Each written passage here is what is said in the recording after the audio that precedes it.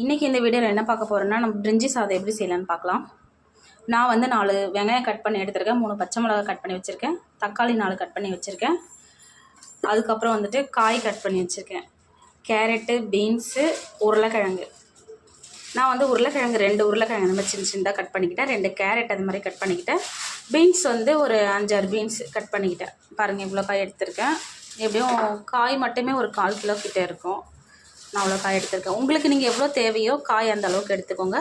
அப்புறம் வந்துட்டு நான் வந்து பிரியாணி ரைஸ் வந்து ஊற வச்சுருக்கேன் 2 டம்ளர். நம்ம எந்த டம்ளர் மெஷர்மெண்ட் எடுக்கிறோமோ அதே டம்ளரில் நம்ம தண்ணியை ஆட் பண்ணிக்கணும். அடுத்து வந்து தாளிக்கிறதுக்கு வந்து நான் பட்டை, என்கிட்ட கிராம்புலாம் அதனால நான் இப்போ எடுத்துக்கல. பட்டை, ஏலக்காய், சோம்பு, பிரிஞ்சி இலை, கடல் பாசி இதெல்லாம் எடுத்துக்கோங்க. அதில் ஆயில் ஆட் பண்ணியாச்சு, கூடவே நெய்யும் ஆட் பண்ணியிருக்கேன். ஒரு 2 ஸ்பூன் நெய் ஆட் பண்ணியிருக்கேன். நீங்கள் நெய் தேவைன்னா நெய் மட்டுமே ஆட் பண்ணியும் செய்யலாம். எண்ணெய் காஞ்சிச்சு, இது கூட நம்ம வந்து எடுத்து வச்சுருக்க பட்டை இதெல்லாம் ஆட் பண்ணிக்கலாம். அடுத்து 3 பச்சை மிளகாய் ஆட் பண்ணிக்கலாம். அடுத்து வந்து வெங்காயம் ஆட் பண்ணிக்கலாம். வெங்காயம் நல்லா வதங்கிடுச்சு. அடுத்து இது கூட இஞ்சி பூண்டு பேஸ்ட்டு 1 ஸ்பூன் ஆட் பண்ணிக்கலாம்.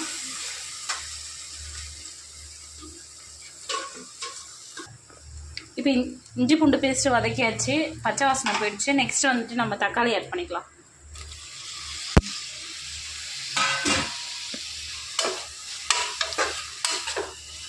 தக்காளி வதங்கினதும் மசாலா ஆட் பண்ணிவிட்டு காயெல்லாம் போட்டு வதக்கிக்கலாம். தேவையான அளவுக்கு கொஞ்சமாக உப்பு ஆட் பண்ணிக்கோங்க. தக்காளி அப்போ தான் சீக்கிரம் கொஞ்சம் வதங்கும். நான் கொஞ்சமாக ஆட் பண்ணிட்டேன், 1 ஸ்பூன் அளவுக்கு. தக்காளி வெங்காயம் நல்லா வதங்கிடுச்சு. அடுத்து வந்து நம்ம மசாலா ஆட் பண்ணிக்கலாம். காஷ்மீர் சில்லி கொஞ்சம் ஆட் பண்ணிக்கோங்க கலருக்காக. அடுத்து வந்து மஞ்சத்தூள் கொஞ்சம் ஆட் பண்ணிக்கலாம்.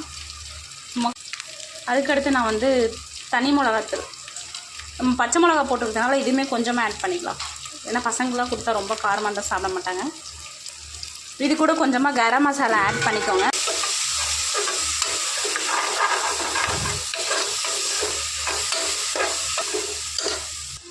மசாலாலாம் எண்ணெயில் வதக்கியாச்சு. அடுத்து வந்து நம்ம கட் பண்ணி வச்சுருக்க காயை ஆட் பண்ணிக்கலாம். காயெலாம் நல்லா வதங்கிடுச்சு. லாஸ்ட்டாக வந்து நான் புதினா வந்து ஆஞ்சி வச்சுருக்கேன், அதை ஆட் பண்ணிக்கலாம். சும்மா 1 கைப்பிடி 2 கைப்பிடி அளவுக்கு போதும்.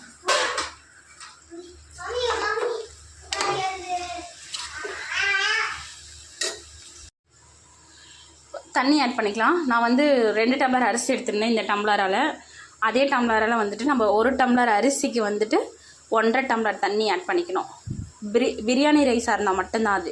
இப்போ வீட்டில் நார்மலான வீட்டில் வடிக்கிற அரிசிலாம் இருந்தால் அதுக்கு வந்து 1 டம்ளர் அரிசிக்கு 2 டம்ளர் தண்ணி வச்சிங்கன்னா தான் கரெக்டாக இருக்கும். அந்த அரிசியாக இருந்தால், வீட்டு அரிசியாக இருந்தால் நீங்கள் ஒரு ஊற வச்சுட்டு ஒரு 10 நிமிஷம் 15 நிமிஷம் ஊற வச்சுட்டு செய்யுங்க. அப்போ தான் அது கரெக்டாக அந்த டம்ளர் தண்ணிக்கு கரெக்டான அளவாக இருக்கும். அதேமாதிரி நம்ம பிரியாணி ரைஸ் வந்து ஊற வைக்கும்போது ஒரு 10 நிமிஷம் இல்லை 5 நிமிஷம் ஊற வச்சா போதும். இல்லை அப்படியே கூட வாஷ் பண்ணி போட்டாவே கரெக்டாக தான் இருக்கும். நான் வந்து ஒரு 10 நிமிஷம் ஊற வச்சுருக்கேன். 1 டம்ளர் ஆட் பண்ணிவிட்டு அது 2வது டம்ளர். அடுத்து வந்து 3வது டம்ளர் ஊற வச்சுருக்கேன், வேறு அரிசி வேறு, அதனால் கரெக்டாக இருக்கும். 3 டம்ளர் தண்ணி போதும். இந்த தண்ணி கொதிச்சதுக்கப்புறம் நம்ம அரிசி ஆட் பண்ணிக்கலாம். உப்பு ஆட் பண்ணிக்கலாம். நான் வந்து 1 ஸ்பூன் அளவு உப்பு ஆட் பண்ணிக்கிறேன்.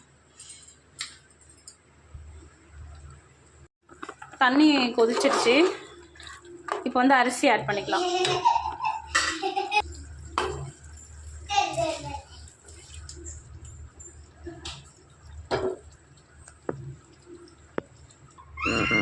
கடைசியாக அதில் கொஞ்சமாக நெய் ஆட் பண்ணிக்கலாம். உப்புலாம் கரெக்டாக இருக்கான்னு பார்த்துட்டு நீங்கள் குக்கர் மூடி போட்டுக்கோங்க. ஒரு 2 விசில் விட்டுக்கோங்க போதும். பிரிஞ்சி சாதம் ரெடி ஆயிடுச்சு பாருங்கள். இதுக்கு தொட்டுக்க வந்து சைட் டிஷ் வந்து நான் வந்து இந்த தயிர் பச்சடி தான் பண்ணியிருக்கேன். நீங்களும் செஞ்சு பார்த்துட்டு கமெண்ட்ஸில் சொல்லுங்கள் எப்படி இருக்குன்னு. இந்த வீடியோ பிடிச்சிருந்தா லைக் பண்ணிக்கோங்க, நம்ம சேனலை சப்ஸ்கிரைப் பண்ணிக்கோங்க. தேங்க்யூ, பாய் பாய். நெக்ஸ்ட் வீடியோவில் பார்க்கலாம்.